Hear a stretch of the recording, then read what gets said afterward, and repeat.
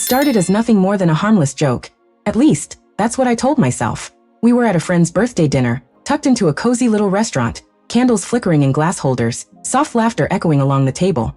My husband, Ethan, sat beside me, quiet as always.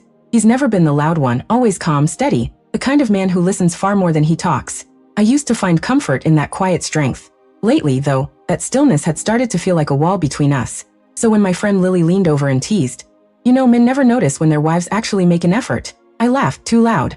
"Tell me about it," I said, grinning as everyone turned toward us. Ethan still hasn't realized I got my hair cut 3 days ago. Honestly, I could come home with blue hair and he'd just ask what's for dinner. The table erupted in laughter. A twinge of guilt flickered inside me, but the attention felt good. Someone chimed in. "Maybe he's just afraid to say the wrong thing." I kept the laughter rolling. "Oh please," I said. "He doesn't say anything." The laughter grew louder, filling every space between the clinking glasses. Ethan just smiled faintly, eyes fixed on his plate, the kind of smile that hides weariness behind politeness. I caught it, saw the exhaustion in it, but I didn't stop. I tossed in one more jab about how at least our dog listens to me, and everyone howled again. For a second, I felt like the star of the evening. But when the laughter faded, Ethan finally looked up.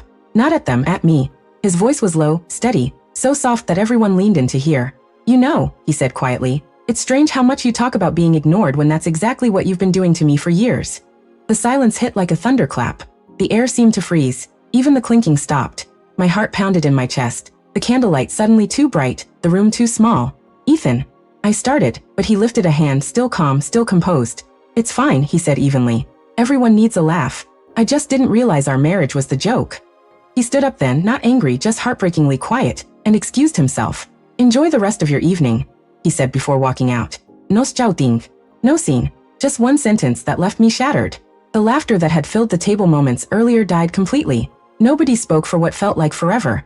30 seconds of silence that stretched into an eternity. Heat crept up my neck, my hands trembling under the table as eyes darted toward me. Lily gave a nervous little laugh. "He'll cool off," she muttered, though she didn't sound sure. I forced a smile that didn't reach my eyes. "He's just sensitive," I whispered. But deep down I knew better. His words were echoing in my mind like a bell that wouldn't stop ringing. "That's exactly what you've done to me for years." I made some excuse to leave early. The drive home felt endless. The house was dark when I got there, his car gone.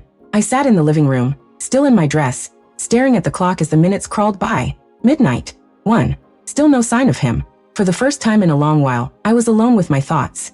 And the truth hit hard. Ethan had always been the steady one, the one who noticed things I never did. The problem wasn't that he stopped caring. It was that I stopped seeing him. Somewhere along the way, I turned him into background noise in the story of my own life.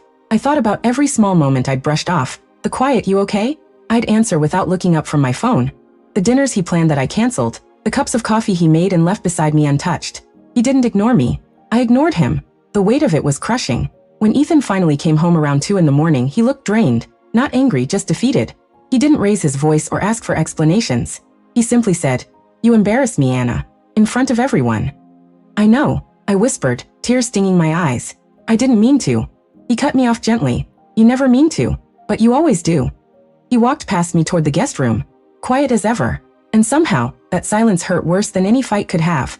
I lay awake that night, staring at the ceiling, realizing that the words that destroy love aren't always cruel. They're the careless ones, the ones we laugh through until they break something that can't be fixed. The next morning, I woke to the sound of the shower running in the guest bathroom, not ours. That's when I knew the damage was deeper than I wanted to believe. Ethan's silence had always meant more than his words, and this silence screamed pain. He left for work early, skipped breakfast. No note, no goodbye, just absence. I sat at the kitchen table, staring at his empty chair, the one he used to pull out for me with a soft smile. That simple gesture I'd once taken for granted now felt like a memory from another lifetime. Days turned into weeks, and though he still did everything, paid bills, fixed things around the house, the warmth was gone. He was polite, distant, calm in that heartbreaking way that meant he'd stopped trying. It wasn't until my parents' anniversary dinner that I realized how much I'd broken something in him. My cousin made a joke about how Anna always has to have the last word. Everyone laughed, except Ethan. He just looked at me with that same quiet sadness and said, "She always does, even when it costs her peace." The table fell silent again, just like that night. Only this time the shame burned deeper. I didn't laugh. I didn't deflect. I just lowered my eyes, feeling every ounce of regret I'd tried to ignore.